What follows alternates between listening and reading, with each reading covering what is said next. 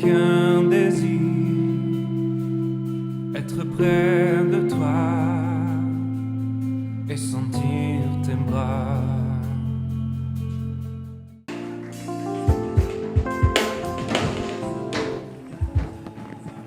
Oui, Seigneur Dieu, Nzambe, Tokumisio, Yoko Zanzambe Munene. Toi qui es omnipotent, omniscient, tu es partout à la fois parce que vous allez Zambé. Zambé, tu remplis l'univers au Yoboko Kela.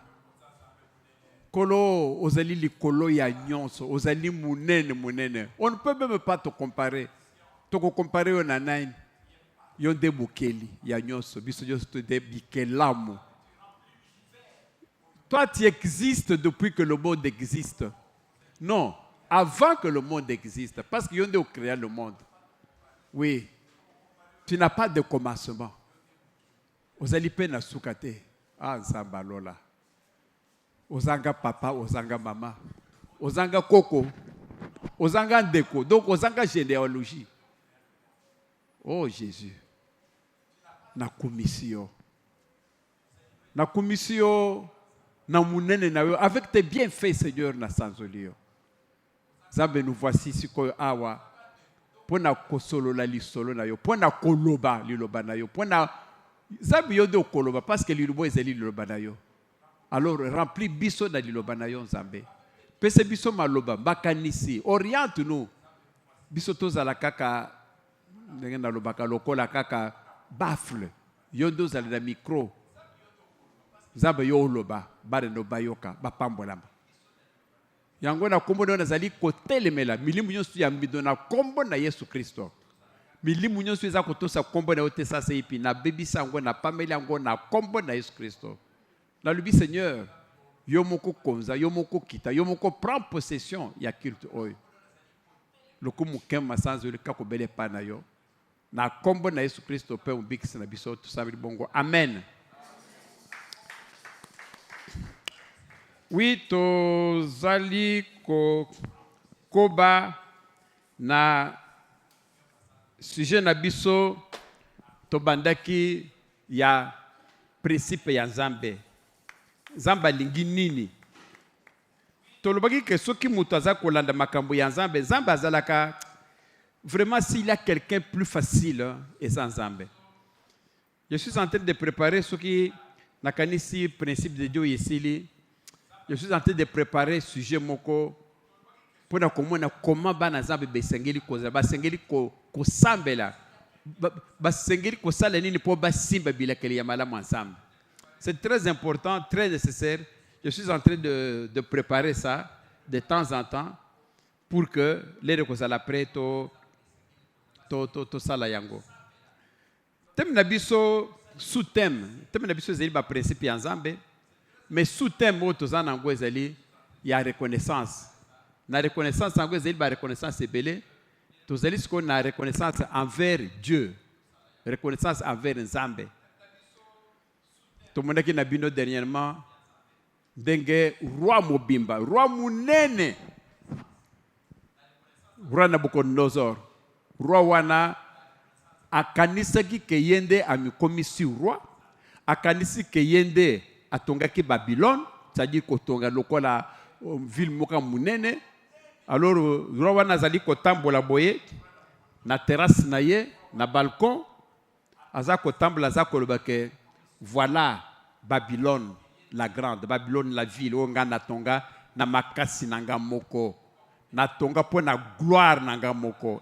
Eh, Nzamba la place à Zaleka alubi, au même instant, à la même minute, balongole kibumoto na ye. Abi bon, yo komi roi na makasi na yo, yo komi boy na makasi na yo, balongole kibumoto. Le kaka balongole kibumoto ana, a komi fou à la même seconde. Mais botala kaka fou. Abandi ko na matiti, abandi ko lia, abandi ko suba sur place, abandi batu bazale kine ba conseiller, moi si na ye bar babi le ko ina ngo komi boy, akomi chuchu ba woni mutu akomi kaka boy fou. Nzambe alobaki okotika boy pendant 7 ans. O po oyeba kenga na Nzambe ngande mutu na choyo wana. atikala ki 7 ans tomona ki yango mataya wana derrièrement lobi pe na vani bando ko landango na koti na YouTube na di pe ko landango te eza malamu koyeba ke Nzambe alokotaka Nzambe de alokotaka pe atie mutu na isika ndenge tozeli bo Nzambe alokoti biso atie biso place ozali wana lelo ozali na pema bomo ozali kotambola ozali kovanda yeba ke ezali Nzambe Nzambe wani faut kozala reconnaissant koyeba ke Nzambe nde akisalanga boy bomoni koloba pamba kozala reconnaissance c'est bien mais il faut reconnaissant na peut faire ezala pe na misala ezala na ndenge yoko okosala la reconnaissance ango yoko koloba ke Nzambe aza reconnaissant ata merci à pamba ko pesa ete yoko koloba ke Nzambe aza reconnaissant ata ko action de grâce ozo pesa ete na muto aza reconnaissant na oyo yo muto aza reconnaissant te bozandenge moko parce que muto aza reconnaissant te afandi akobisa Nzambe merci te akomela Nzambe action de grâce te akoyeba te ke Nzambe de muto akomise na bo moite na yo muto aza reconnaissant ozo sala pe eloko te bino so bozandenge moko non il faut que vous allez reconnaissant envers Nzambe parce que même Jésus a tunaki na 10e lepre a tuni mais bino bozala ki 10 ba mususu wana babika kite c'est-à-dire que pour ça ya Nzambe zeli ke ba mususu wana bazonga baloba ke Seigneur merci Nzambe asengi bango mbongo te aloba kite ke na bikisi bino boya kopesa nga mbongo te ne fils que koyako koloba ke bo Seigneur merci tala tobiki non baya kite Jésus n'était pas content Nzambe wana azali Nzambe munene Nzambe wana ifo koyeba ke Nzambe na biso azali na bomoi Nzambe akufa te ndenge basusu balobaka wana o Nzambe azali le fils de Dieu te Nzambe azali fils de Dieu te Nzambe azali ye moko azali Nzambe Jésus ye moko azali Nzambe papa toko pese biso Luc pese biso mokande à Luc 24 Luc 24 à partir du verset 5 comme ça tu continues tu continues matin na biso Luc 24 à partir du verset 5 awa Jésus bazu bakundiye parce qu'il faut parler de Jésus toloba Jésus toloba nani sko lisoni nano ya Jésus wana tozo continuer na makamana biso Jésus saisi de frayeur et il baissèrent le visage contre terre mais il leur dit pourquoi cherchez-vous parmi les morts celui qui est vivant awa Nzambe les rois na basi bakundi Jésus assez à se réveiller à ressusciter botala ke bandeko bazo ke deskoyo na tombe koluka tombe ya Jésus ba ke la tombe ya Jésus desko Jésus a dit sabi oh mais bino comment vous le ka mutoyo asa na bomoyi bozo le ke vous parmi les morts celui qui est vivant bozo ya na cimetière koluka muto azali vivant te papa verset 6 c'est le bénin. Il dépend ici, Jésus besoin de quoi na azala wate, mais il est ressuscité. Assez qui. Souvenez-vous de quelle manière il vous a parlé lorsqu'il était encore en Galilée. Bokani sandenge na bano ko ibisaule na Galilée na bomoyi. Toke na verset 7. Et qu'il disait à bano ko ibisayo, il faut que le Fils de l'homme soit livré entre les mains des pécheurs, qu'il soit crucifié et qu'il ressuscite le 3e jour. Il faut que moi, Namutu Jésus, Babo Maye, Baba Kena Kulusu, Posima, Mikolomisato Akolamuka, Bino Sikoyo Lelo, Bozo Yakuluka Mutuana, na cimetière, Te, assez à la Mukinaye. Donc Jésus n'est pas fils de Dieu. Jésus, il est le Dieu lui-même. Mon fils, même le nom fils. Ezali nini? Fils ezali mwana. Mutu nyoso yotu, biso nyoso yotu, tolingita moko boye, mutu abota. Mobali aboti mwana, mwasi aboti mwana. But, réellement but ya kubota wana, ndenge zamba lui ki ale reproduisez-vous, mutu na mutu azana yide na mutu ke, le na kubota mwana. Mukolo na kokufa na kokola, mwana ako remplacer ngai. Héritier. Donc au boti obike mwana nanga ako remplacer ngai muto azana mwana te okomona a peut-être biloko nangai cousin frère nanga muto akuzwa mais ezala kamalamu muto abota mwana na yemoko c'est-à-dire makela na yomoko eza yomoko soki mama mwana aboti mwana wana ezali makila ya mama wana ezali makila ya papa wana. C'est pourquoi komona mwana wana akokali na elongi ya papa na bien mama na ye. Donc ezali papa wana en miniature ou bien maman wana en miniature. Donc à remplacer papa wana mukolo papa wana kuzalete mwana wana ndesko ya zui relève. Pourquoi? Parce qu'à remplacer papa na bien maman ne sera confié. Mais Jésus azali fils de Dieu te. Pour nani azali fils te? Parce que Jésus ya kokufaka te. Pourquoi? Parce que soki muto akufi et c'est moi na aide à remplacer. Ce que Jésus est azali éternel à kokufate. Parce que Jésus a kokufate. Ce que yo akoya kozala na mwana soka azana mwana na ko remplacer mukolonine parce qu'il a kokufakate. Biso batu to kokufaka. Okokufa ozana intérêt ka obota mwana saline a remplacer yo. Mais Jésus y a zo kufate. Akozala na tina kobota mwana ndenge nini parce que mwana wana azana tango a ko remplacer te parce que mukaza éternel a kokufate. Donc Jésus Christ a kokufakate parce que azali Nzambe. Tobetele maboko. Ouais. C'est ce Jésus là. Alors il faut que vous soyez reconnaissant envers Tatawana. Tato ya pesi yo bomoy. Bomoy ndenge bo fandi awa. Bo so dans le temps. Au vandi et le comme quoi ça les até au lui bon. Le samedi boy. Bon, na kena na hôpital a kitambo ezali na. Na kena ko tambo ko na bato baza na hôpital. Maman, papa, nazo bisabino. Oko changer attitude. Lero ko ya dimanche prochain, oko sambela ndenge mosusu. Kitambo oyo kende kota na salle d'urgence. Ndeko komona batu balali wana ba mususu dans le coma, ba tie ba sonde awa, ba sonde pa boye, okotala bolbi ke oyo ezeli ebembe o ezali asa mutu. Lelo komona ba place mususu lokolo etandami likolo boye, ba tie bibende na kati parce que asala accident, mikwa nenyo so ekatanaki, ba kati sikoyo ba bibende wana siko ba tie lokolo boye. Otali omoni mutu. Soyez au tanga, au côté de Bobi, mais c'est pas possible. Oui, azali mutu, bien azali bembe. Les deux côtés de la salle d'opération, au côté que mutuana, ba otu ko salle d'opération, ba longoli rein moko, ba longoli rein moko. Pourquoi? Parce que ezali qui bien été. Mutu avandi skoyo. Dans l'hôpital ouana ba salle d'urgence, au côté mutu avandi, na il pour ça voilà te la maison, au côté ba musu takala. Donc azali dépassé, akumi ko lingata la kufa. Ozo sakana na vie. Pardon. Dengo zelwa no vandi, au tamboli no komi, au fandi na kiti, au moni que la vie c'est facile, la vie c'est comme ça. Non! Ezali grâce à Nzambe de ozali ndenga wana. Ezali grâce. Grâce munene à Nzambe. Donc Nzambe wana il faut chaque fois au tamboli boye, ozo kanisobi, Nzambe zo le kon parce que le lo nazali awo. Amen. Donc yeba ke Nzambe azali malamu azali Zambo oyo okoki ko rendre grâce. Nzambe azali oyo koya o pesier longonya, o pesier merci. Pourquoi? Parce que ce Dieu là, il est un Dieu bon. Bomonaki na ibisaki bino lobi na lobi ba toy ba ibikutu bolama Nzambe te. Je crois que hier je vous donner un exemple. Ya maman moko Nzamba pambola mingi. Hier te saki na dimanche passé a pambola mingi ya kofuluka. A pesier ban, a pesier nyonso, elle était vraiment bien. A sobi ba mapango ebele. Mapango ebele na mbiza na poto et pas wapi azaki na ba mapango ebele. Nzamba pambola ye. A pesier pe bo molai. A comment déjà azotendre ba 70 ans, maman moko mukolo.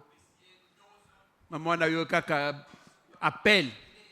Oui, azana eloko ya pesa Nzambe tokoko lukarta to fungola église msutu quelque part botala mama wana aye sans soni sans rire aye na mukanda moko boy papa na yako bimela bino nani lopango. Quelle bonne nouvelle ba yako mela biso lopango pesa kasi mukanda lopango busanga lopango moni ba komi ko fungola papier moko bizale ki boye ba fungola boye ba sala boye mikanda lopango salaka boyete mais mama wana nini mukanda lopango apesa boye mukanda baba sinyango na ba bourgmestre na ba chef de quartier mama eza nini ngo eza lopango ya mama eza wapi mama bande explication okoyoka mbala mibale te oke boye omoni nzela cité verte omati boye omoni sikoyo leki cimetière oyo soki benseke soki nini wana sikoyo place wana ozwi droite okokita boye rafe moko eza wana sikoyo bisiko kote wana donc ozomekana koimagine cimetière wana ravin après ravin wana sikoyo omati likolo sikoyo nzete moko ezali wana ya manga opusana encore titititi sikoyo kama rivière moko ezali kota okende ba Congo bon sikoyo lero kokende kuna droite wana okomona bilanga moko eza wana mama courant eza kuna te courant nano ekoti te mais courant ezoleka likolo wana donc courant ya yingo wana papa ezoleka kaka likolo nakanisi soki bobendi yango bokozwa courant wana donc courant ya yinga ko ndenge eleka likolo wana bokokobenda yango mpo bozwa courant place azopesa bino lopango wana bobenda courant mai ezali te mai eza te papa mais nakanisi toke gouvernement bazoloka babana kopesa mai nakanisi bakopesa mai kuna mais en attendant kamwa rivière eza wana nde place bakendaka kozwa bamai mama eske oza na lopango nzambe no aza malamu papa nzambe apambolanga mingi naza na mapango na résidentiel na limité naza na mosusu na Mont Fleury naza na mosusu Gombe naza na bamagasin naza mama nzambe apambola boye sikoyo ya mutuya ya kopesa nzambe nde wana oyo wana ekoki mpo na nzambe te mpo bayebi soki nzambe aza mobola nzambe azanga lopango nzambe azangi bisika obosani que tout ce que tu as c'est Dieu qui t'a donné alors pona kopesa nzambe nde sikoyo oya na eloko moko boye bokende kuna koya kotongela nzambe okuna toyebi se tobi mama nzambe aboyi zwa lopango no nzambe aboyi yango nzambe aboyi lisusu mais nzambe aboyi kasi yo yaki kopesa nani oyaki kopesa nzambe po tolobaki bon tozoloka place ya nzambe oyaki kopesa nzambe mais nzambe mpe akolinga mpe akokoboyi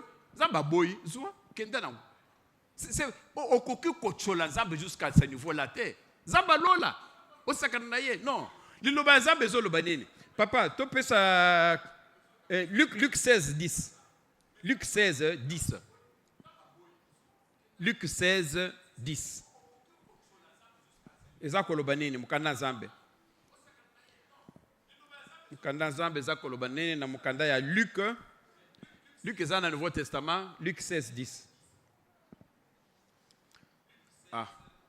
namoni ezomela alors nazotanga Luc 16:10 ezoloba boye celui qui est fidèle dans les moindres choses l'est aussi dans les grandes et celui qui est injuste dans les moindres choses l'est aussi dans les grandes balobi ke yo ozali sérieux na biloko moke te biloko moko bazopesa yo oza nango fidélité kaka soki bapesi yo monene soki lelo oza na $10 tomonaki makambo na confinement nga mikolo oyo eza confinement tozobima te moyen kutu ya kozwa offrande eza te mama ozalaki na confinement offrande ozopesa te parce que ozwi est-ce que oliaki na confinement ou bien oliaki te bongo olendeki na confinement beliaka te biloko oyo eli na confinement na okendaki bapesi yango fele soki biloko muke si tu as $10 ozali capable ya kopesa nzambe $1 na ye ya 10 mais c'est kata ozwi $1000 okopesa te c'est ainsi le besoin que c'est lui qui n'est pas fidèle dans les petites choses biloko amiko oza fidélité nzambe pe ayibiki na biloko minene okozala pe fidélité yango nzambe akopambola yo te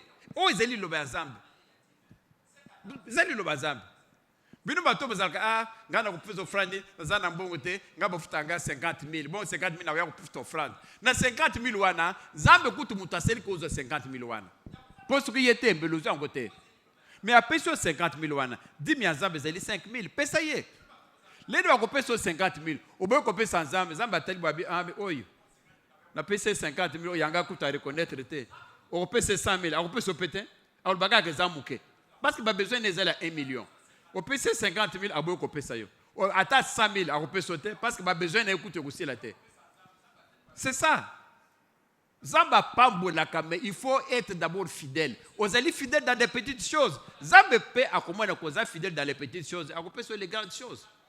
Mais ce qui dans les petites choses, oza fidélité, oza ko reconnaître, ozali reconnaissante. C'est ça. les moto aza ko kopesa offrande ezalaka des reconnaissance parce que offrande wana opesaka ko ya nini bakangi yo na makasi te oyo ayi kotala poche no aza te oyo atindi yo ke ya kopesa mbongo na église aza te ezali conscience na yo moko oza ya kopesa nzambe koloba ke offrande oyo je viens pour la vie en principe ezalaka koracheter vie boyebi dans le temps ezalaka boye na tango ya ancien testament ezalaki kokomona Bible ezoloba que le salaire du péché c'est la mort. Soki mutu asali masumu akosala nini akokufa. Eloko wana ezali mobeko ya Nzambe. Et c'est comme na Bible. Le salaire du péché c'est la mort. Osali péché osali ni okokufa. Bomonaki lorsque Adam na Ève basalaki ba péché. Adam bakeye basali nini? Adam bakeye balembuma. Abuki bibeko ya Nzambe asali péché. Or Bible lobinine le salaire du péché c'est la mort. Il fallait Adam et Ève basalini bakufa. Parce que Zamba complète. Zamba il agit, c'est la loi, c'est comme ça. Le salaire du péché c'est la mort. Bah on basali péché, il faut bakufa. C'est ainsi qu'on m'a dit que les basali péché wana ba imoni bulumbu. Zamba siko ya kiti siko pour aboma bango. Adam et Ève bozawap. Oh non to bombani. Bozawap. Bo to bombani po to za mutakala. Nana ibisu bino ko bozali mutakala. Po kala wana pe bozali kaka mutakala bo bade ko yebate. Est-ce que bolé eloko nga na pexé bino bola oh moi si opesa kinga wana ti yenda pesa ngai afudi zambi abenga na biso opesa nga moi si oh il n'est pas bon que l'homme soit seul nga na biso yo qui n'est pas bon que je sois seul les za kinga moko na sali ki péché te yo ko zo moi so yo ko chepe me na nga so ko ye ko zo mbuma ay ko le sangai au moins makamela nzambi Adam afuti nzambi afundi nzambi abi la femme que tu m'as donnée la femme que je t'ai donnée il fallait puis au peu boya yet. Botala sikoyo, Nzambi fallait aboma bango. Mais Nzambi sikoyo a substitué liwana ye. Nde akemba na moko boye abomi bélier salaki wana. Abomi bélier, makili ya bélier tangi, Nzamba pasoli poso ya bélier, aini sikoyo alatisi bango poso. C'est-à-dire que liwana bango au lieu que bango bakufa, bélier wana de akufaki. Parce que le salaire du péché ezaka kaliwa, ezaka loko mususuté. Bon, Abraham, il fallait bon maman naye Isaac. Comme déjà Zamba bozele que moi il faut bozelangaye. Les raïs que il fallait bozele, Zamba lui bon, au lieu que moi na kufa asalenene, aboma bélier. Aye collègue c'est comme maïté zo bélier wana, bazu bélier babomi, li bélier wana tangisi makila, li kolo ya makila ya Isaac il fallait akufa.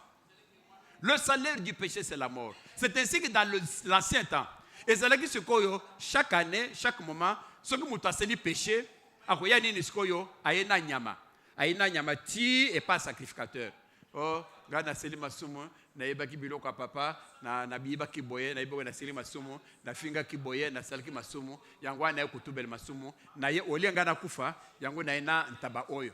Ah OK. C'est comme ça que dans les temps. Ce qu'on lève bakoya na tabawana bayena taba sikoyo débat sacrificateur. Sacrificateur sikoyo asali assemblé. Albi bon asimita toana na moto. Bon, yo osali masumu, osali boy. Na kombo na Yesu Kristo, masumu na yo na longolango na changu likolo ya ntaba oyo. Na kombo na Yesu Kristo bongo amen. Siko bazui taba babomi, batangisi makila. Siko liwa yelongo siko epa moto ani pala akufa eke epa nani epa ya ntaba. C'est ce qui fait que ce qu'on tabawana, de bande ko sacrifier, de ba sacrifice wana ba sacrificateur, bango de ce qu'on bande ko ila bango ba tabawana, ce qu'on sacrificateur ce qu'on yazu tabawana abomi, ba tangisi makila, bazo lia ce qu'on ba pesi ba levi. Donc salaire ya péché ezaka kaliwa. C'est la Bible. Bobitu na teme ndengni nango, Bible ezolo que la salaire du péché c'est la mort. Gaye na péchaka. Pourquoi na go fakate?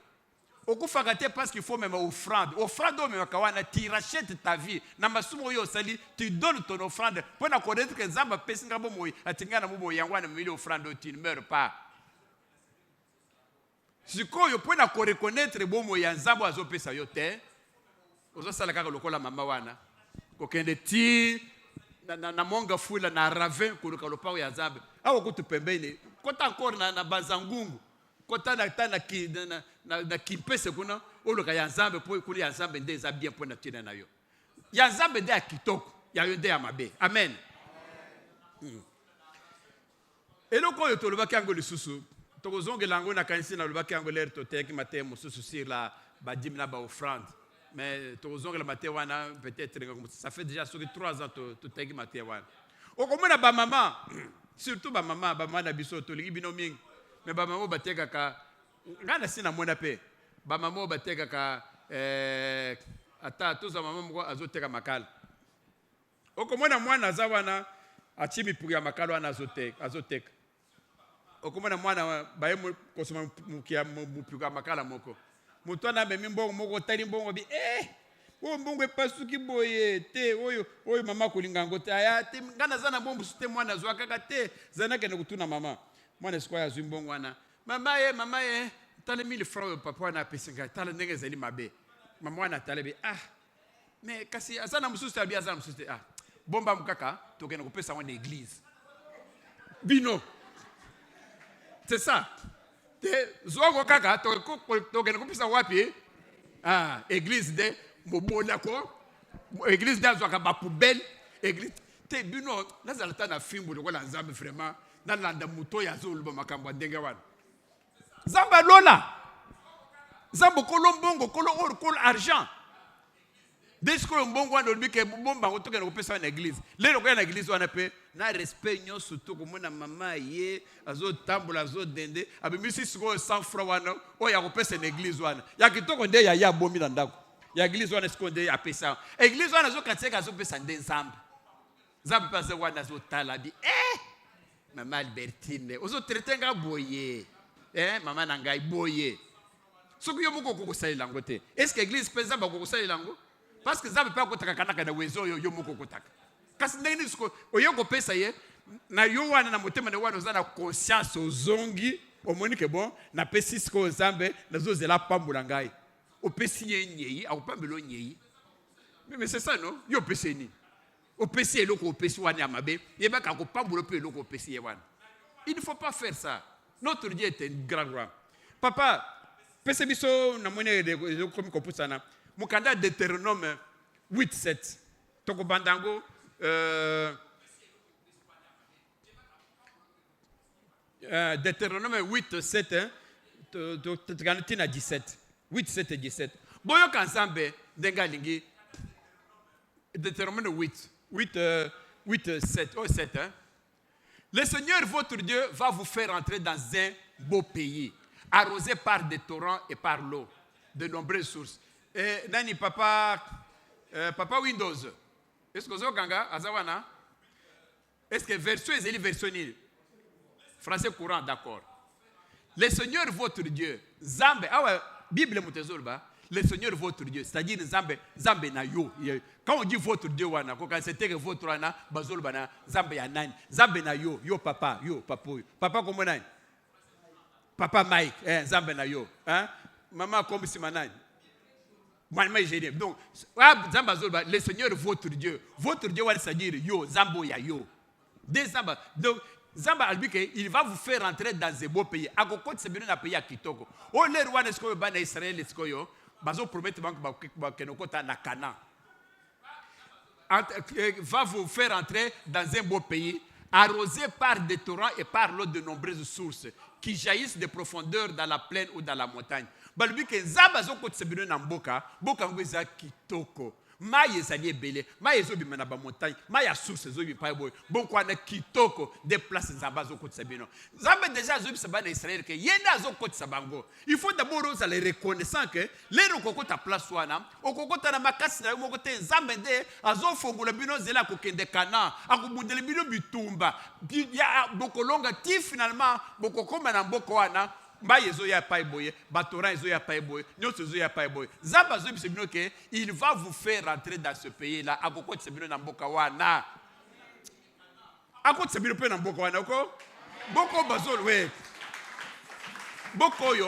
c'est-à-dire que vous allez un changement à vie, c'est-à-dire que vous allez et que vous allez engoter beaucoup de place à bien ou beaucoup de bien c'est-à-dire que vivre bien.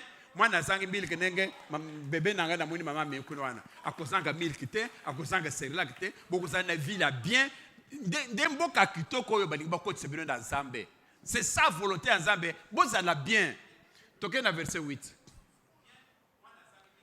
C'est un pays où pousse le blé et l'orge, balibi mboko bozo kende wana ezali mboko yo blé ezokola, orge ezokola, banana ezokola, bavocat ezokola, vigne, figuier, grenadier. Un pays qui abonde en huile d'olive et en miel. Aïe, aïe, aïe, aïe. Albi bozo kota na mboko yo eza bien. Ça signifie quoi d'autres termes? Que Nzambe aninga kotisa yo na vie ya bien.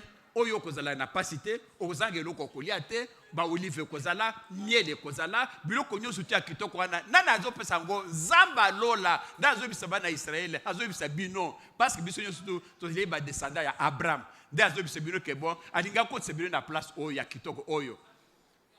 Oyo bokozala bien, oyo vie kozala bien, vous allez vivre à pasité. Toquez dans verset 9. Le pain ne vous sera pas rationné. Beaucoup de ration à l'hypothèque que moi te ya lipo muke mo sokolia na poko non. Ah ba le bi ration ya lipo uzalate. C'est-à-dire que moi na yo moko zo mapa 40. Lia utonda ndengo lingi. C'est pourquoi bazoba que le pain ne vous sera pas rationné. Bako pesa yo ration ya l'hypothèque muto le muto kolia à sa fin. Et vous n'y manquerez de rien. Oh Jésus de Nazareth. Beaucoup manquer le côté. Oh, c'est beaucoup maquette. Bilamba kolat eguzala. Biloko nyustu eguzala nango. Vous ne manquerez de rien. De ces roches, on peut extraire du fer. Ce qui botali roche nango, bozana fer. Et de ces montagnes du cuivre. Botali na montagne, ba cuivre neto ya lubumba shoyo. Donc bozana biloko nyustu tout. Boko bozala. Boningo or yangoyo. Boningo cuivre yangoyo. Boningo biloko kolia yangoyo. Boningo nyonso wana Nzambe déjà ça prévoir yango pour que bana na lere ba kokota na mboka wana bana bazwa yango. Vous voyez comment Dieu prépare déjà bana na ye biloko pona kopesa ye. Tokena 10. Vous y aurez de quoi vous nourrir abondamment. Boko zala na biloko yo bokolia ndenge bolingi. Bokolia vous nourrir. Bokolia abondamment bokotonda. Et vous remercierez le Seigneur votre Dieu. Bon, place ma kabrizalawana. Ce qui bozi biloko nyostouana. Ce qui bolé biloko nyostouana. Bozi ba couvre bo salenini. Boko remercier le Seigneur votre Dieu de vous avoir donné ce beau pays. Boko pesa Nzambe merci. Merci ça reconnaissance ne? Mais c'est ça. Alors bi ce qui bozi biloko nyostouana bo salenini boko remercier. Bon moni que remercier est dans le futur. C'est-à-dire que vous aurez et ça à présent. Vous aurez de quoi vous nourrir. C'est-à-dire dans le présent, vous avez bloc nyusto ya kolia, ba cuivre, bloc nyusto. Si vous allez bloc nyusto ana, vous remercierez. C'est-à-dire que simba, beaucoup pèse Nzambe, merci. Tokena 11. Prenez bien garde. Nzambe c'est quoi zo ket pisuna. Bokeba alors bokeba ba nangai. Ensuite de ne pas oublier le Seigneur votre Dieu. Makamuni bu sor sala ngwana. Alors bokeba, bobo sana Nzambe te. En négligeant d'obéir à ce commandement, à ces règles, à loi que je vous communiquerai aujourd'hui. Les beaucoup na bloquer, beaucoup mi kolia, beaucoup mi kosepela, beaucoup mi bakuivre zapa bloquer pas be. Zambazol bake, n'oubliez pas, bazol oubliez pas kubo sana Nzambe te. Biloko ngende bino bosala. Nzambe, oui, Nzambe tala église et je sais musika, ngana vada kana monga fula. Nzambe na ngai soko pesi ngabutuka ngai na kubana kozanga kokende église te na koma tempo na koma kaka retard de ba mana biso ba komi retard tozo ba na église la 16h ba mana ba papa bazo koma déjà 17h abi ngana zo à 17h pourquoi baza pembeni ba mususu pembeni église ba na 16h bazo koma 17h ba papa na ba mana biso to komi 16h déjà to bandi déjà modération na biso les rwanda sikoyo Zambalbi ya solo. Ovanda kamonga fuda la peso mutuka Lele ba ko peso mutuka sikoyo. Au lieu ba na kusiko ko ya église ata, na neguto ba ko ya retard wana. Dimanche wana papa o yakite. Dimanche wana bana batungisangi mingi bakende kulia maboka na kinkole. Bana batungisangi mingi papa. Ozalinde na kinkole kinkole wani foko na tongo po ba misaka bambisi na mai ya mobesu. Il fallait ko ko zona tongo wana. Basa on a mutalaka kabara na madame tungisenga mingi. Dimanche prochain na koya. Zamba zotala biba to mukili. C'est ça, n'oubliez pas le Seigneur. N'oubliez pas. Zamba pesangai. Zamba pesio. Siko saline tu oublies le Seigneur votre Dieu. Oya pesio biloko wana. Maman moko professeur bimela qui est Ah, mama wana. Mama wana azalaki na pasa kobota moko. Mbongo ezate botala kaka promesse azalaki mbongo ezate. Mama koma na mwana boye. Mwa kuta okende ba hôpital minendo. Ngana lobaka na ibisaka eloko yo. Na biba mama na ba papa ba responsable ya bana. Kobota ezalaka masekite. Soki omunike okobota milengele déjà kende na hôpital ya munene. Posto ko komi na hôpital ya minene. Nete ba clinique universitaire, clinique Ngaliema, clinique Kitambo, ba clinique ka minene. Kama ko boy ko koya na surprise, ba kuzo en charge bala moko. Yo comment ko kozala passa kobota. Ozo kanisa ko kobota na dispensaire, vraiment dispensaire. Ya pembeni boy. Mama wana tala passa kobota pona ye. Oh, dispensaire ezalaka bien. Kozanga peut-être makokinde dispensaire ezalaka bien. Dispensaire ezalaka bien. Bobi sanga na kisenso ezalaki na kisenso. Dispensaire ezalaka bien ya kisenso ya wapi. Passe zui mama na butu akei na dispensaire. Akuti tata médecin akuti médecin te. Akuti ba infirmière wana. Sage femme akuti infirmière. Infirmière mene kotala boyo, kotala ndenge ezalaka ba contraction o mwana za transversal. Siko mwana transversal. Place on appelle mine des athées, perçu bougie. Tala kaka, bougie. Avec le bien docteur Angois athée, azo yamba pété. Place on appelle salle d'opération exaté, dispensaire, salle d'opération exaltée qui passe sur la tasse césarienne. Moi na kuna mama a combi comme boak. Moi na kuna aza transversal. Ba perçu comme bougie. Wana infirmière. Bon mutuelle skonandi, place wana. Bota la situation, dengue zali déjà ils ont mona mawa. Liwe ils ont mona na miss boya mama na mwana. Liwe zo mwana ya mama na mwana. Mwana transversal boy. Mwana koboloka ndenge nini mwana botam. Mwana basale césarienne kuzani. Nana ngo kusale césarienne. Infirmière azalwa na biye abima kabwana te. Mama na beleli hey! Zamba lola. Zambe kotika ngai te. Zambe na ngai yokanga mawa. Nazana makokite. Zambe na ngai nakufa te. Mwana pa kufa te. Zambe na zana isika mususu na kende te kakobele yo. Zambe na nga kita. Zambe soko pambule nga zambe nga na boti. Nga na kotelema na kutatula monene na yo. Zambe lobo lisusu olobi nini? Zambe soko nga na boti. Zambe na kotelema na église na kutatula monene na yo. Ah, OK. Zambe akiti. Opération sa cicatrice. Abaluli mwana. Muke boy mwana bimi. Mwana. Batu ba sepeli mwana bimi. Bandeko mwana abimi bien, mama boti malamu, abimiti akena ndako. Mama yake église, azo kasoni pour na ya témoigner. 3 ans. 3 ans.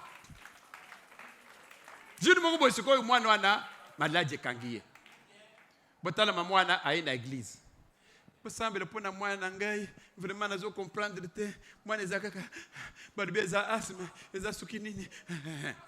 Tata mo prophète muka telemi abi mama wana zaba zo bisaka boy bisaye mwana wana butu na mama wana buta kiendenge nini leri fala buta mwana wana aganga kalwa kike zambe soki na boti na ko ya ko tatu monene na yo est-ce que ça tatu la butu na ye pasteur atunia mama makambo bali bwana ezandenge nini ya solo papa na ibike na buta kina pasi na lubaki na ko ya ko tatu la nzambe. Mais na yoka kasoni akotelema libosa batu boye na na telemate mais kasi obi ko kasi pourquoi bisaki nzambe kina kutatula yo ezaliki likolo ya nzambe alingi bo lukumu na ye matelikolo kaya ko pambolo abaluli mwana oboti malamu. Pourquoi tu n'es pas reconnaissant envers Dieu? Nzambe alingi soko tatulu munene boye nzambe zo sepela batu muneke na nzambe nzambe zalaka nzambe zo sepela yo siko boye ko tatula nzambe. Oh boye biska nzambe alimisanga na na yibisa ye na na waza ozo tinda secrétaire na yo. Ok, ne vous pas Nzambe. Non.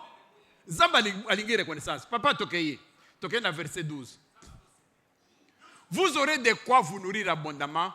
Vous vous construirez de belles maisons où vous installerez. Place de lingaka. Omoni Nzambe azolbake. Vous aurez de quoi vous nourrir. Boko zo biloko ya kolia abondamment. Boko zanga biloko kolia te. Po biloko ko bota bien. Vous vous construirez de belles maisons. De belles nini? Est-ce que pour ce que vous avez fait dans kitoko n'est-ce pas que Nzambe muto alingi ce que Nzambe azolba que beaucoup construire ba belle maison c'est qu'il a aussi des mauvaises maisons il a ce qu'on a ba ut ba vision mike Est-ce que nzamba lingi bato bavana na bando kamiko be ya minene ya kitoko? Vous vous construirez quoi? Des belles maisons où vous vous y installerez. Bino boko s'installer banda kwa kitoko ya minene. C'est ça volonté ya nzambe. Ce que les autres vivent na banda kumoko ya bien te. Et c'est une volonté ya nzambe te. Volonté ya nzambe yangoyo. Bo poto ka banda kwa minene ya kitoko bovanda. Ah botonga ko botonga. Na kombo na Yesu Kristo botonga zaba fongola madidisi. Zaba fongola bikuke. Zaba fongola nyoso. Bozo makoki.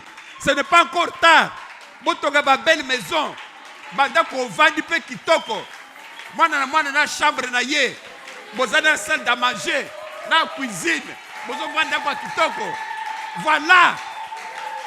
C'est ça volonté ya nzambe. Chaque chambre ça na toilette nango. Boyebi makambo ya chaque chambre na toilette oyo. Ngata zo biso bino bosakanga te na zaka na villageois.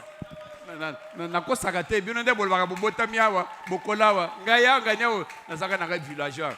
Place ngana bano ngana kola. Ndako ezali pa boye otozo lala. Mais toilette eza na kati ndako te toilette eza mwanga bukuna. Donc il faut soko zui masubu bien olingola mukana butu olamuki oketi place toilette ezali kuna wana oya mabulu wana. Mabulu wana ti ba ko tia dal. Dal kutata ya kitoko te. Ba cheba banzete bi bale boye. Zete boye. Siko il faut ya ucha makolo wana. Nazaka na village bandeko. Boseka ngai te nakola bongo. Nzambe nde alokotanga kolokota. Ya solo. Eza boye. Alors siko izaleki olongo boye okekuna o sali ba besoin na yo oyo kozonga. Mais siko na butu ezalaki ndenge talaka tozana nubani. Na butu siko yo soki masuba ekangi yo bola moko kende. Il faut que nano ola musa papa ola musa mama. Na ina kende kosuba. Bagaki wana. Yo, lero la le kosuba kite. Na kosuba kite. Nyama na yo. Allez, ba wa nano ba simio na loboko. Ba keno ti bakatisi osali ba besoin wana sima oyo kozonga. Bo ndenge tokola. Mais bino bokola bien. Bozo vendre bozo kende na ba toilette amindeli ya ovandi bo esima o tirer mai. Comme ça nzambe. Asamba la mpona yo. Oui. Zamba lui quand vous construisez de belles maisons, ba belles maisons zeli ya kitoko, zana ba chambre na toilette na ona douche na ona kati. Les yozo bima, ozobima mbala beaucoup boye, obimi li bande soko sana voiture, côté na voiture okeye. Mais ko za banda ku mususu. Wana za nzambe te parce que zamba lui que de belles maisons. Na mona kangwawa, okomona soki ba parcelle ko za ba porte soki combien. Soki sko mutazo ke na zo ke douche. Na ndenga zo ke bozo mona ye. Na ndenga zo skola il a mbesu kiao. Oya toilette wana esukiao. Na ndenga zo misupela mai. À cause de nous, nous avons besoin de Kingani, d'abord c'est du savon, il y a un savon. Bon, vous ne pouvez pas na fulu na mutu. Moi, nous avons un savon, c'est quoi, il y a un ballon qui boit juste savon, après c'est beaucoup de boy. Après, bon, vous dites que, n'a pas d'habitude, d'habitude parce que n'a pas la paix bongo. Bon, on a fini, on a démonté. Un ballon qui a passé savon. Quand vous construirez des belles maisons, Zambe sale que tu construis ma belle maison, ton vivre malam, dès le Zamba lingi. Amen. Papa, tu es dans 13. Vous posséderez davantage de bœufs, beaucoup de bangombe et belé, de moutons, beaucoup de moutons et de chèvres, beaucoup de chèvres, davantage d'argent, beaucoup de bambong et belé, d'or et de biens de toutes sortes. N'a pas que Zamba lingi orte. Bon, chacun sa façon de dire. Oh, kolata oro et ça zambete. Oyo, oya lobio et ça zambete. Que beaucoup de avantages à oro. Oro on va pour na coller ou bien pour na kolata. Kasi ndenge so mutalati oro te bwana zamba kababa pagano te. Pour na ngai verso yangoyo. Bolata ba oro ko? Botika ba plaqué. Hein, ba maman, bolata ba or, bien. Zambe mutalo biango. Vous aurez beaucoup davantage d'argent. Bon, vous appelez bambongo belé. Des volontés à zambe yango. Vous appelez na ba or, ya kingo, mais à la teke or na kingo, mususu na makoloawa, mususu awa, mususu botoboni awa te mama, botoboli na zolo, botobolina nana matoi bolate de façon décente. Et de biens de toutes sortes. Bon, bien de toutes sortes sélectionnées. Vous avez or, vous avez argent, et puis vous avez bien, c'est-à-dire, vous avez voiture, vous avez machine à laver, vous avez des biens de toutes sortes. Vous avez des biens surtout, vous avez appareil à caméra pour les photos, vous avez des machines à kitoko, et des biens de toutes sortes. Oh, des zambes, c'est ça la volonté de Dieu. Ce qui est aux anabiloko était, il volonté à Zambete. Il faut ma bolongo. Il faut que c'est un Zambe. A kokise loko ya lobina Deutéronome 8:13. Amen. Tokena 14. Verset 14, papa. Veillez alors à ne pas devenir orgueilleux. Zamba lubine. Bon, obibeta tolo. Zamba lubi que veillez. Lero ko se biloko yo. Okuza mituka. Okuza ndaka munene. Okuza. Ezelite ke okoma siko orgueilleux.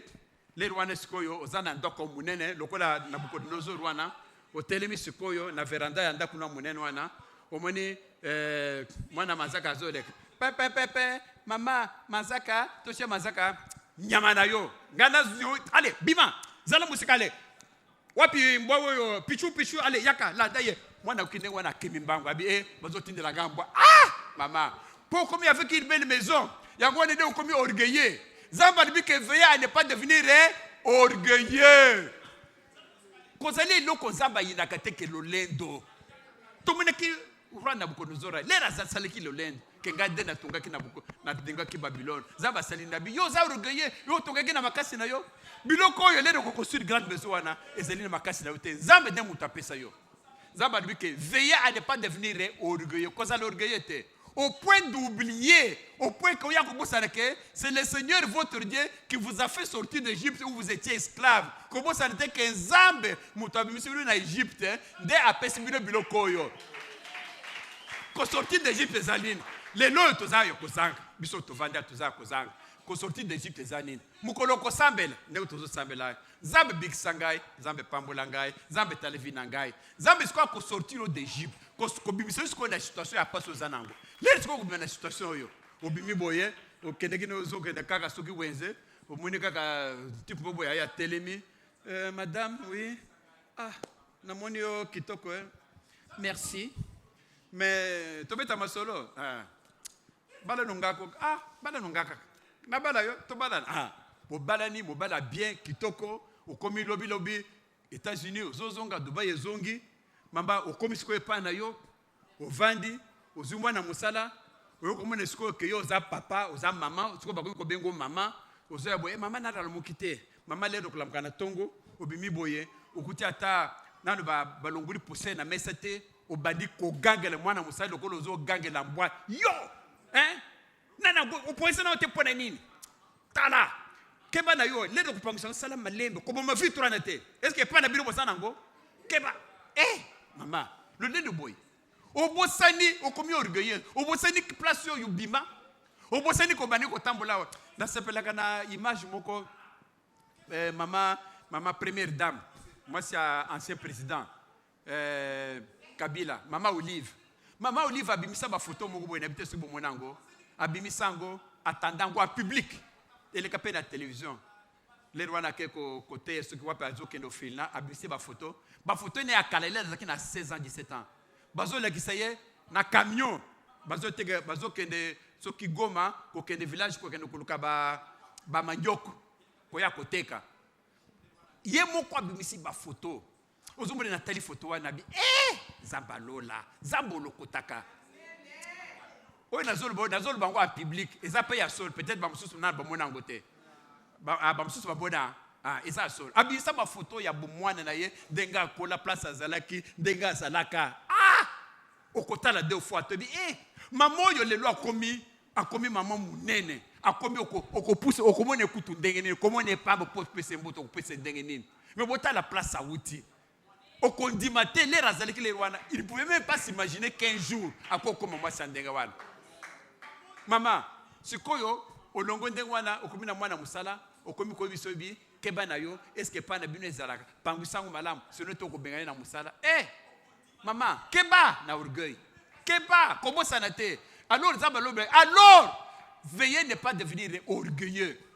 Au point d'oublier, au point où le Seigneur votre Dieu, qui vous a fait sortir des pays où vous étiez esclaves. Papa Tokei, verset 15. Il vous a conduit à travers l'immense et redoutable désert. Zamba tambu sibine na désert mobimba. Peuplé de serpents venimeux. Place ba serpent ezala ki ko soit bino. Botala na kolongo Égypte pour que Kana, bokende na Zamba. Zamba ni zakina ba serpent ebele bolinga ki kokufa. Soki ba serpent ba sura bino te Zamba de muta protéger yo. Soki lelo yo longwe na situation wana, lelo lobi ozu musala kitoko, obali mubala kitoko, obali mwasa kitoko, vida bi ekomi malamu. Zamba de muta protéger yo. Zamba de muta memio na voix wana. Zamba de mutu mususu te. Ezali pe hasard te. Alors, ceux qui baswa kibino te nanzela, Zamba de azoloke a protéger kibino. Ba serpa ba yegi po ba soyo. C'est-à-dire les yo zotan classe wana. Ba gune ba yegi pour que ba bomayo. But maman lekena ou bien papa lekena ou bien place banoko vana avana ko sala tuke akanga kilibala ndoko yoko badate akanga ko tiyo botate mais Zamba eko fongolango ndenge Zamba fongola ki na retraite afunguli makaba ngunyo soto ko bo sala te Zamba ngode asaleki dans cette terre complètement aride na désert place bozalaki bo vivaki bien. Il a fait jaillir pour vous de l'eau binoba na Israël botkede ki na désert zalakana maite mais Zamba abibisaki mai kuna pour binobolia bobo sadate ko zale regete bo zala reconnaissant vers Zamba na papa zale reconnaissant vers Nzambe Zamba lamu il est bon tokei to sugisa tokei na verset Zolanda dans ce même désert quand na désert wana il vous a donné la manne Zamba pesek bino manne boliaki bozo vanda boye manne ezo kweya biloko bolambite ovandi kaka boye man ezokweya une nourriture inconnue de vos ancêtres man wana bakoko na bino bayebaki yango te bino bozalaki na désert babuleza te eloko moko te mais bovandi boye bula mane moni bula biloko kolia ezokweya bozwi kaka bobandi kolia Zamba lesa bana adlingi bana na ye. Alors il vous a fait rencontrer des difficultés pour vous mettre à l'épreuve. Bon banaki ba difficulté pour mettre bino en épreuve. Tout en vous préparant à un avenir heureux. À vous préparer un avenir qui toque. Tokei, verset Moussoussou. Ne pensez jamais que vous avez atteint la prospérité par vous-même, par vos propres forces. Verset yo, totang yang bisonyo surtout malam. 1, 2, 3. Ne pensez jamais que vous avez atteint la prospérité par vous-même, par vos propres forces. Na lingala bazolo baboye ko kanisate que ozibuziwana na makasi na yomoko na makasi na yomoko bien par vous-même par votre force. Hein? Tokani malamuti. Zalana natana Zamba lubike ne pensez jamais ko kanisa jamais que ozibilo kwana na yomoko ou bien par votre propre force. C'est clair, totanga malamu Zamba bi c'est quoi comme la situation wana ko kanisate ke zana makasi na yomoko. Situation wana d'abord les situations aux ana ngusiko. Soko zana makasi, ozana santé ovandi, ko kanisate ke ezali parce que za yo. Ezali makasi na yote. Ezali na nguya na yo moko te. Ezali kaka na nguya ya Nzambe. Toke na verset 18. Souvenez-vous, c'est le Seigneur votre Dieu qui vous a donné les forces nécessaires. Yeba na mutuna oke, Zamba lola de apesio la force nécessaire. Da apesio makasi. Pour l'ongwa okoma oyiba ke Zamba de apesio la force nécessaire pour atteindre cette prospérité. Zamba de apesio makasi pour zo bombengwana, pour zo nguya wana, pour zo wana de Zambe mutapesa yongo. Zamba zo rappelé awa. Kobo sanate yeba ke Zamba de apesango. Et il confirme ainsi, Azako confirme aujourd'hui encore l'alliance qu'il a conclue avec vos ancêtres. Zamba zo kanisa alliance wa saliki na Abraham. Zamba bise Abraham nyanginini. Je vous bénirai à tous égards. Na kupeso buzui. Zamba avait béni Salomon na kupeso buzui. Zamba buzuwana de Zamba pesa bango ba ancêtre na pesa bino encore lelo. Mais nde eloko zo sanga to simba yango peut-être par nos propres fautes. Tokei, to si ça. Si vous oubliez le Seigneur, ce qui me Nzambe, votre Dieu, si vous mettez à rendre un culte à d'autres dieux, ce qui se passe là, au tiki Nzambe a pesi bilo kwan, au komi ko kenda banzambe musus. Oh, ngai sikoy na moni, na kende pa occultiste, na kende pa nganga pesa nga bilo. à les adorer, au comics qu'on adorer, et à les servir. Je vous avertis solennellement. Aujourd'hui, que vous disparaîtrez complètement. Nakobomba bino. Wana zamu tazolba. Soki boyo kobosa nangai. Oh nakende pas occultisme, nakende pas nganga. Zaba ko nini akobomba bino. Tokena verset suka na inatanga verset moko boye, verset 17. Nathan qui a fait aujourd'hui son alliance, il a déjà donné à tes pères. Ok. Oui, si vous n'obéissez pas au Seigneur votre Dieu, ce qui vous allez koto sans embêter, vous disparaîtrez comme les nations que le Seigneur va éliminer à votre approche. Beaucoup disparaître parce que vous allez reconnaissant envers les embêtés. Amen. Oyo ezele pona kolobani.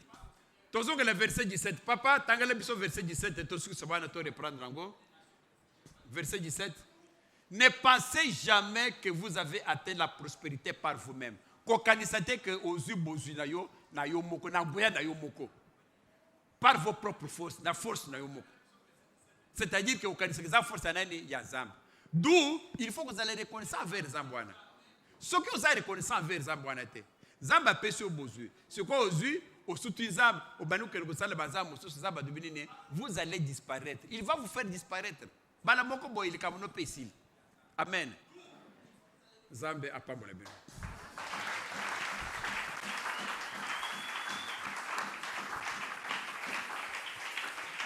Donc ça là juste deux intentions. Na moni papa Zawana na kusala intention moko. Papa papa Benjamin a ça la deuxième intention.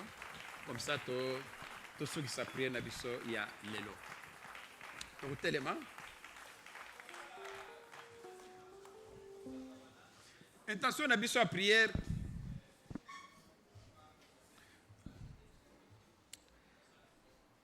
Lelo ezali ya koloba ke Zambe akokisa bilaka oyo ya Deutéronome 8 na kati ya bomoi na yo. Deutéronome 8 13 lorsque vous serez multiplié ton gros et mené de bétail, lorsque l'argent est augmenté na or, l'air à biloko nyonso ko croître à toi, prends garde à ton cœur, ne s'enfle pas et que tu oublies l'Éternel, que celui qui t'a fait sortir d'Égypte. Zambe alingito habiter ba grande maison, papa, maman. Zambe alingito zoba argent na ba or. Zambe lui que vous aurez beaucoup d'autres biens. Ba mitu ka biloko. Ezali le ba Zambe. Zambe ba senga kaye. Toko ça la prière ko senga Zambe. Mukando tutu ko tange. Ezali yo ou bien mutu mususu. We Zambe lo banaye. Zambe soko lo bia ko kisaka. Yibuke Zambe makambo na utu ko tanga lelo yo. O passer ko tango yo. Ezaya yo ya mbali mususu. Ce que ça yo papa, pardon, pour que ça on a katabo mo nangai. Zambe basenga kaye. Zambe dit que demandez, je vous donnerai. Ce que sengite, a repé ça pété. Parce que il faut demander et qu'après ça yo. Bisonyo surtout to ko senge pa Zambe. Zambe. Verset oyo, bilaka oyo. Oyo to moniawo, construire de belles maisons, to installer na ba maison, to zoba or, to zoba argent, to zo biloko ebele. Que zelinde volonté na yo, papa, pardon. Parce que c'est la volonté na yo, yo kokisango na bomo inangai. To sambeli na kombo na Yesu Kristo. To senga Zambe, oh Seigneur Dieu. Zambe, Jésus, voilà que nous venons de lire que Zambe est capable de kokisa bilaka oyo. Alors Zambe, na tubuli maboko pa na yo. Ko senga yo Zambe kokisa yango. Kokisa yango Zambe. Kokisango na kati ya bomo inangai. Des belles maisons, oui. J'ai besoin de belles maisons pour m'installer. De gros bétail, oui, j'allais besoin, Seigneur. Quand vous aurez de l'argent, oui, nous serons dans la maison. Oh Seigneur Dieu, qui donne nous âmes. Qui est pour nous, Seigneur.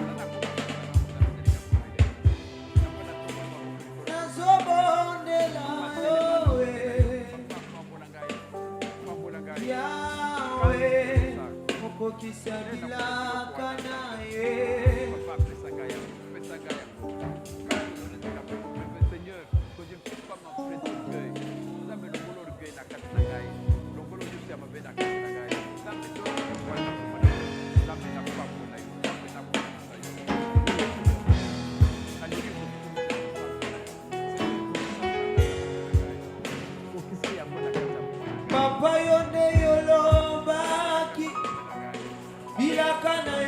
okokisango nazobondela yo okisa bilaka na yo Chama yo nde olobaki bilaka na yo kokokisango nazobondela yo sabilaka na yo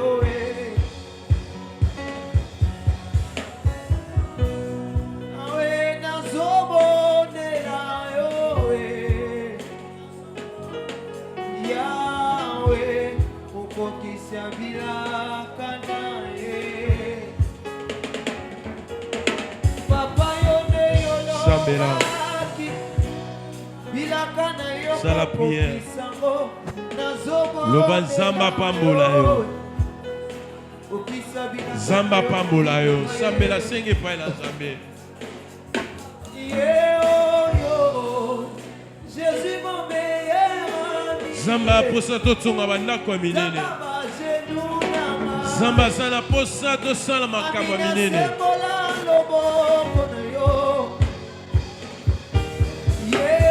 Bien-aimé, année yango ezokende nango sila. Saisis opportunité ya promesse oyo. Saisir yango lelo.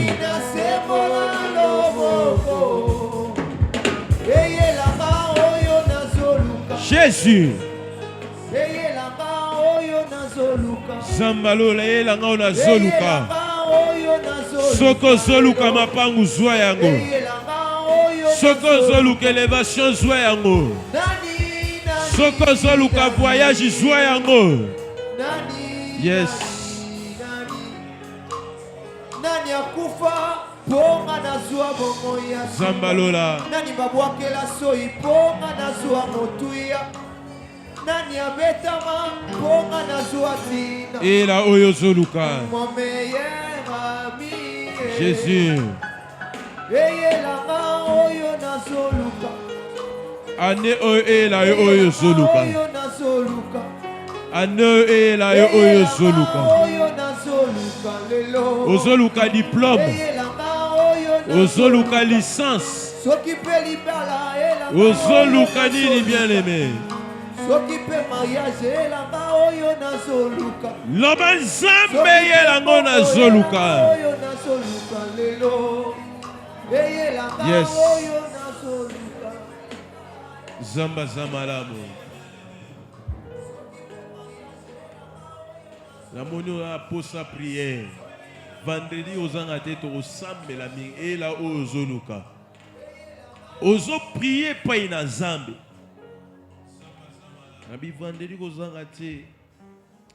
Zambe sengala pesa yo et la ozoluka. Amen. Hein? Comment makamusu royel yo zoluka ngote mais zoye la yo. Est-ce que yo zoluka pauvreté? Est-ce que yo zoluka sécheresse? Mais comment koko la yo? Yo zoluka chèque. Te esengele la oyo zoluka. Tout ça me le pas dans Zambé kobilalité. Papa le belo comment ko le que même si il y a oyo zoluka, même si l'Éternel a pas molio, mais il y a des gens qui vont se comporter comme orgueilleux. Lengo ça la prière pas dans Zambé. Moussous tout azana mo on a noté ebelé. Azana rien. Mais quand mukio yo azobi ke lango ana Yamona batunyo sopamba. Des fois, le langage n'a eu zoki sa batubele. Yomona qui simple, mais on est blessé qui batubele. Ozo banzamba brisé yo, non bien bien bien. C'est malikolo. Nango sa prière ozo beta mabolo banzamba brisé vina yo. A brisé comportement na yo. Des fois les gens se plaignent pour la tina na yo. Et l'obélina yo zalara bien te. Makande zalara kati na yo. Orgueil zakati na yo. Et puis l'on a appelle ça la quête. Moi oyo zoluka ye la yo zae ozo yango te. Yande ça la kaete makamusu so za la bloquer. Parce que Dieu voit en toi l'orgueil. Dieu voit en toi langage moko zo blessé batu. Mais so un peu sur le loyer belé. Même l'église saboter même basala Nzambe. Il y a même des gens, basala ango atati lelo. Ozo betama boloba Seigneur, brise-moi. Caractère ya ngai, forger yango. Salanga lolengi olingi, langage na nga, elobeli na nga. Comportement na ngai vis-à-vis ya ba misusu. Nzambe brise ngai, l'orgueil na zala nango na langage. Zamba buka yo, na kombo na Yesu, tomone le pa na Nzambe. Ozo salo samwa no zobeta maboko. Ozo ba Nzambe brise ngai.